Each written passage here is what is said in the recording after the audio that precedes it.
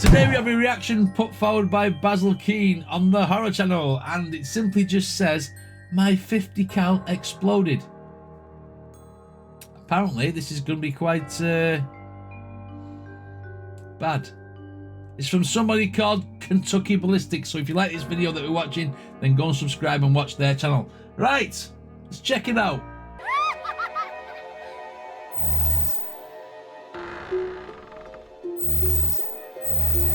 Right, okay, let's see what this is all about, apart from a gun exploding.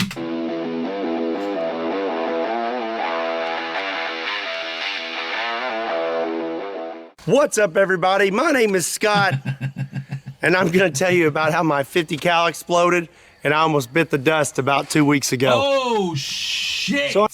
I was laughing because of his nose and his hand. Did not see the Frankenstein stitches down his neck. What the actual...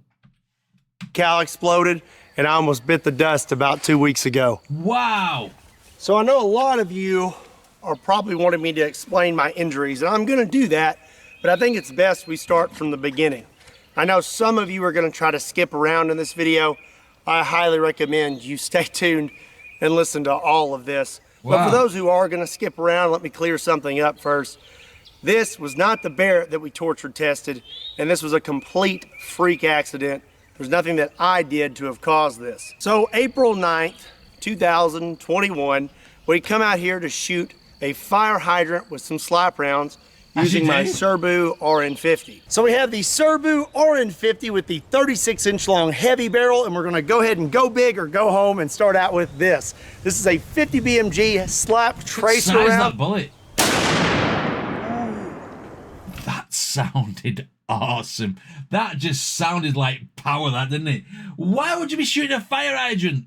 Is it just like experimental things? They just get random stuff to shoot. A slap tracer round. Holy moly. The slap rounds tend to go a little to the right, so I aimed a little to the left, but this one actually hit true to where I was aiming. We hit right here. Wow. And you can see that thing is smoking. And then we blew right through the back of this thing. Everything was going pretty smooth. We shot the fire hydrant several times, but the slap rounds were acting a little funny. One of the slap rounds hit like 1.5 feet low and to the right. I say we hit it with one more slap round, but this time aim for the thickest part of the fire hydrant and see what happens. Missed. Did you? Yeah. That gun sounds like an accident waiting to happen, doesn't it? The gun was functioning normally, as it always has. I've been using this gun for a long time now, and I've never had any issues out of it. So before all this happened, we took one last shot, and it was actually really, really cool. The round was stuck out the back of the fire hydrant. This is a 50 BMG silver red tip armor piercing incendiary tracer. Armor piercing. So we went through the top of the fire. Hang on, look at the recoil on that. He's not a small bloke, him. Look how it knocks him back. Piercing incendiary tracer. So we went through the top of the fire hydrant. Look at that. Wow. Oh my gosh.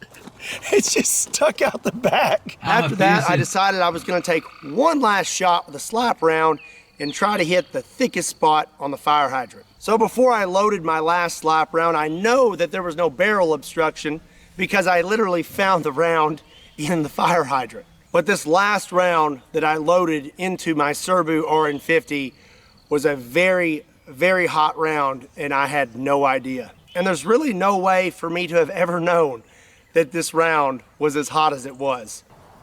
What does he mean when he say the round's hot?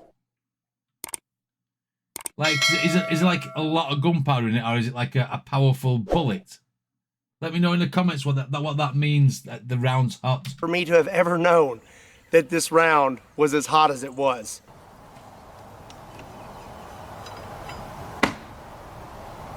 So here you can see me taking the last shell casing out, and now I'm loading in the slap round. Okay.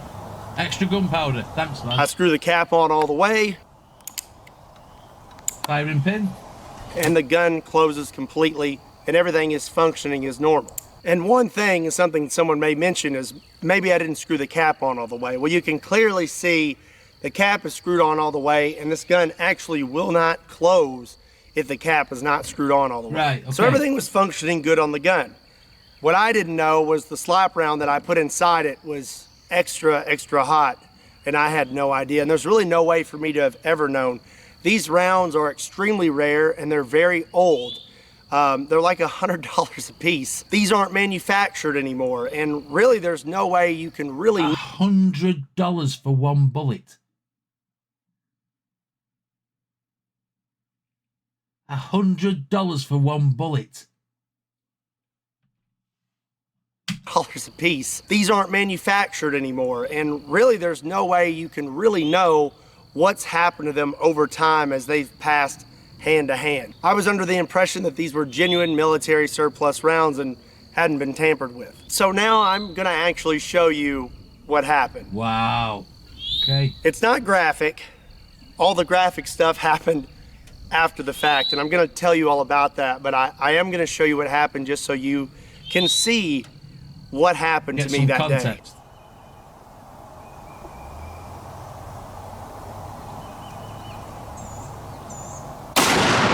Holy! Oh, God. Look at the gun, it's in pieces.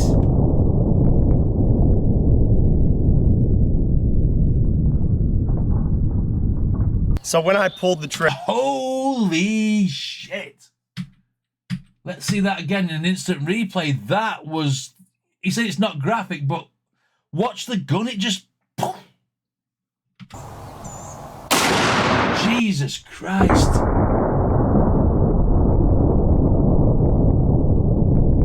He's lucky he's alive, him. So when I pulled the trigger, the gun exploded almost immediately. So the first thing that went was this cap. And this cap is solid steel, and it is very, very heavy. If you look right here, the threads are sheared off of this gun completely. I spoke with Mark Serbu, and he said that normal pressures are 55,000 PSI. And for those threads to have sheared off and this cap to have just blown off like that, we're looking at over 85,000 PSI. So the cap blows off. That's a lot of pressure. It's kind of hard to put these on because of my little nose brace. I'll explain. You broke your nose? Safety glasses are on. And this cap, you can see this little crescent here. This cap hit me right there. I'm not really sure which way, probably more like this, but it struck me in the face. That would have hit him in the face before he'd even reacted to that. You know what I mean? That would have just been like a flash, wouldn't it? And it's like, he's lucky them safety glasses are like strong. Because if they've been the cheap ones from like the department store or like a hardware store, his eye and nose would be gone, wouldn't they? Yes, but it struck me in the face. When this cap hit me in the face, it broke my orbital bone in 3 spots, here, here, and here. It also broke my nose, and that's why I have this on. I've had to have facial surgery to repair all this. Here's the really bad part though. On this lower, normally there's these 2 ears that stick up right here. Yeah. And this is what prevents you from closing the gun when the cap's not on all the way. Right. If the cap is on all the way, it will fit perfectly right here with those ears pushed up against it. When the cap blew off the gun, it came straight back, shearing those ears off the lower. Right, I tell you what now, those ears, if them ears hadn't have been there, because I think that slowed the cap down enough. If them ears hadn't have been there and that took him straight in the face, that would have buried into his head. I think them ears that had been knocked off have slowed it down enough to not penetrate his face. That's one lucky guy, man. That is one lucky guy. Came straight back, shearing those ears off the lower. One of these is still at the hospital, and this is the one we found. This one zipped right past my head, went inside my hat, blew a hole through it. Look at that. And took it off my head, what appears 7 to 8 feet. Now the other one is what almost ended me. The other ear hit me right here in the throat. Shit. It proceeded to lacerate my jugular vein and then punctured a hole in my right lung. As for my hand, my best guess is this is jugular vein would bleed to death. You got your collapsed lung. That guy's lucky to be alive. Shit the bed. And then punctured a hole in my right lung. As for my hand, my best guess is this is what did it. In the video, you can see that the stock almost disappears instantly. Yeah. I believe it came in a downward motion and hit my finger. Broke your hand. You have your natural bend in your index finger. Well, this bone right here looked like a V. So my finger looked like a big W. So back to the lacerated jugular. I've now been hit in the throat, and I'm not really sure what happened because when this cap hit me in the face, I went blind in my right eye instantly. I have vision coming back now, and they say my eyes should make a full recovery. But in that moment, I went completely blind in this eye, and it was like I had been punched. And I went backwards, and I landed on all fours. A lot of you wonder who is behind the camera in my videos. This is my dad. His name is also Scott. If he had not been out here with me, He'd been dead. That would have been it for me.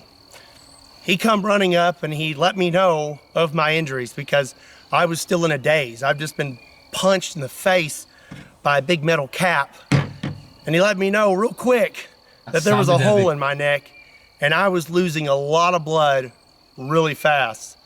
My dad shoved his thumb into my neck and said, "Put your thumb there." Now that I'm aware of what's going on, I took my left thumb, I took my shirt, wrapped it in my shirt, and I shoved it as far into my neck as possible. I was not aware that my jugular was lacerated, but I did know this is really bad. I have a law enforcement background, and I've been trained in injuries and wounds and gunshots and things like that. And I know very well that if you get hit in the neck, it's not good because you can't tourniquet a neck. After I had plugged the hole, I applied extreme pressure, pinched my head down into my hand, and made a run for the truck. So the truck here was right near us. There's a trailer attached. I had to run around the front. I jumped in the passenger seat.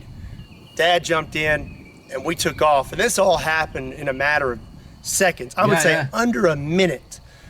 We were in that truck and just hauling tail into town. Something I forgot to mention, this upper weighs like 25 pounds. And you can see in the video that it just gets thrown off the table. So much pressure came out the back of this upper that it launched it off the table. It's an insane amount of energy that was thrown into my body. So now we're driving very fast into town. I am applying constant pressure to my throat and I'm breathing very slowly, trying to control my heart rate because the faster your heart rate, the faster you're going to bleed. My dad's driving, so I thought it would be nice of me to call the ambulance. My dad didn't agree with this, but I wanted to do it myself because I wanted to try and stay awake. I needed to be doing something to keep myself conscious. If you have an iPhone, there's this nifty little feature on the side here, and if you hit that button one too many times, it'll call 911. Nice. This can be kind of annoying when you're trying to shut off your alarm in the morning, but when there's a lot of bodily fluids on your phone and you can't open it, it comes in really handy. I got on the phone with 911 and I let them know what had happened and that we were coming into town and they were going to send an ambulance to meet us halfway. There were several times where I thought I was going to pass out. And I knew if I passed out that was going to be it because my dad's driving. If I pass out, who's going to keep applying pressure to my neck to keep me from bleeding out? That's a thingy there, isn't it? That's a catch-22 situation. How do you keep yourself awake when you're losing blood? Because when you start losing blood, you'd be like, all the time, wouldn't you? Know what I mean? That is, wow. God only knows what that felt like. Who's going to keep applying pressure to my neck to keep me from bleeding out? Times like this you really need something to focus on, and I focused on my kids. I had their faces in my brain, and I just focused on them, and I fought as hard as I could. I stayed conscious the entire time. We met the ambulance halfway. They got me loaded up, and we took off towards the hospital. And like I said, I know that I was in a bad spot, and I don't know if you know this, but if your jugular is completely severed, you have 30 seconds. I knew that being hit in the throat, I may not have much time, but the closer we got to the hospital, the more my confidence built, and I thought, hey, maybe I'm gonna be all right. When I was in the ambulance, I asked them to cut my shirt off because I was having trouble breathing, and I thought maybe I'd been hit in the chest as well. They cut my shirt off. There wasn't anything there, but when I got to the hospital, they x-rayed me, and they said my right lung had collapsed because it had filled with blood, and that was from this little guy here puncturing my lung as well. So from there, they had to intubate me while I was wide awake, and I tell you, that is not fun. Take this long metal rod with a point on it, and they stick it through your rib cage, and it wasn't fun. After that, I was feeling a little better. I could breathe a little better, and then they wanted me to take my thumb out of my neck, and I was like, we're not taking my thumb out of my neck. You just wrap it up with some tape and stay there. But they told me I had to take my thumb out of my neck. So they had a bunch of gauze and packing, and as soon as I pulled it out, they packed my throat. When I pulled my thumb out, that's when I saw my finger, and they said that I audibly said, oh, that's not good, because my finger looked like a big W. They informed me after that they were gonna have to life flight me to Vanderbilt Hospital in Nashville, Tennessee. Very, very good hospital with very, very good doctors. Obviously, I'm here making this video. Big shout out to Vanderbilt Hospital. You guys are the best. So now they're about to knock me out. You can still hear him when he's breathing. It's still not 100% consistent, is it? Keeps taking that big breath when he's talking. Out to Vanderbilt Hospital. You guys are the best. So now they're about to knock me out. And at this moment, I realized that this may be the last time that I see my wife or see my dad, because once they knock you out, you know, that's it. What's gonna happen. They're gonna fix you or you're not waking up. My wife had arrived. I called her in there, I held her hand, and we had words, and then I called my dad in to pray. And after that, I remember waking up in Vanderbilt Hospital, hooked up to every machine possible. I'm gonna throw some pictures in here. So they did a number on me. So you can see this cut here, and this actually goes all the way down to right here.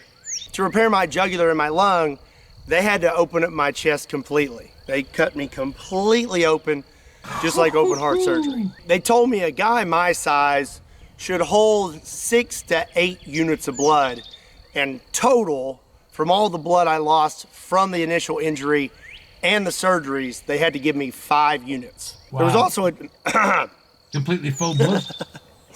There was also a chance that I could have had a stroke. Yeah. To repair your jugular vein, they have to pinch it off. Well, your jugular vein supplies the oxygenated blood to your brain.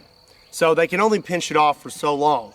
They pinch it off, they repair it, then after that, when they open it back up, all that blood rushes into your brain, and there's a chance you could have a stroke. Praise God, I did not have a stroke as well. As for my hand and my face, they had to do surgery on that as well. I have pins in my finger to hold it in place. And like I said, they had to repair my orbital bone in 3 spots. As you can see, they cut me here and right here. And they also cut inside my mouth, all the way back here to the front, to be able to get to all of those spots. Shit. So I had a breathing tube in, but I still wanted to talk. I wanted to know what had happened to me and what was going to happen. Well, my nurse, Cody, shout out to that guy, best nurse ever, brought me a dry erase board so that I could write and ask questions. Nice. I wanted to talk to my wife.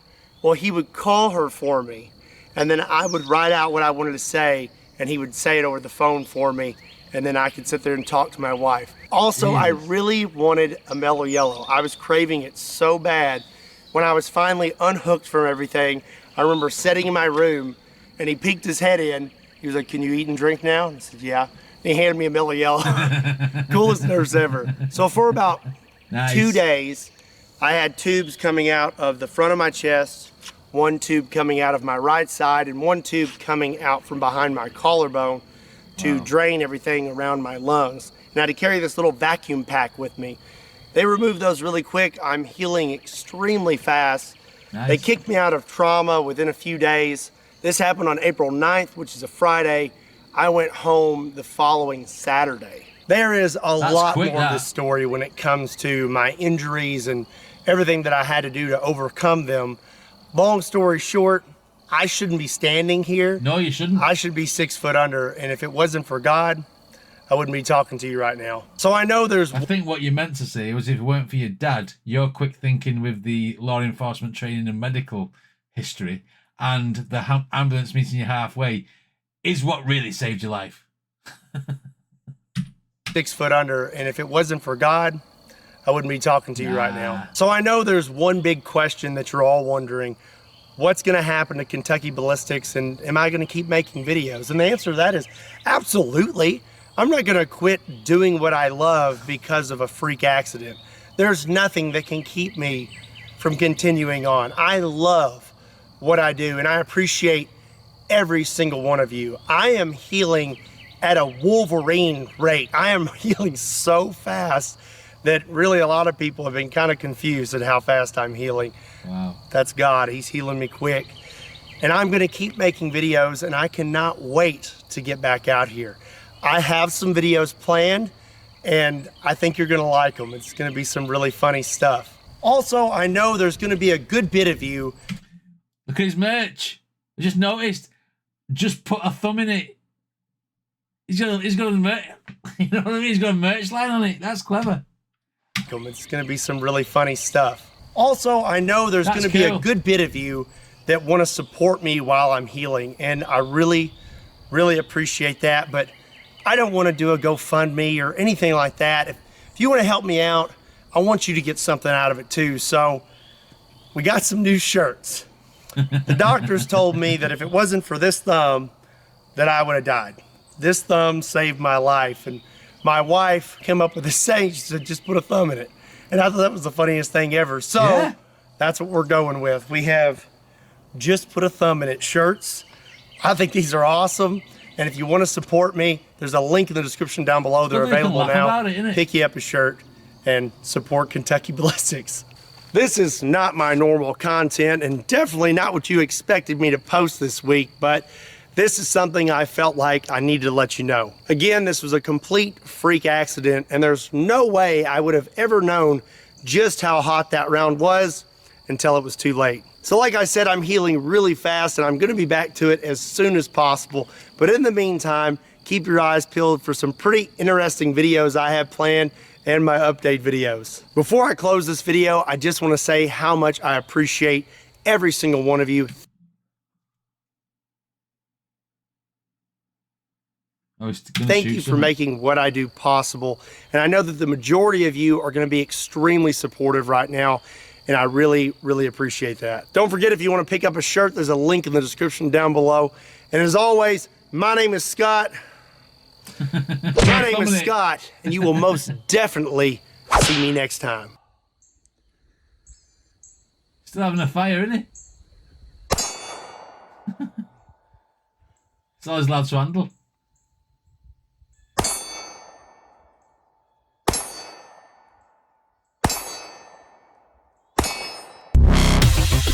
That's all he's allowed to handle now. How long ago was that posted? 3 years ago. Wow. Hey, if you like that guy's video, oh well, if you like him anyway, go and subscribe to him. Go and watch his stuff. I mean, that is absolutely crazy. I mean, that video when it first exploded the gun, that was harrowing. He was like, that he should put the lottery on, like Nikki said before. He should, you know, count his blessings that he's still alive. I mean, does he still shoot the 50 cal guns after this? I'd be interested to see.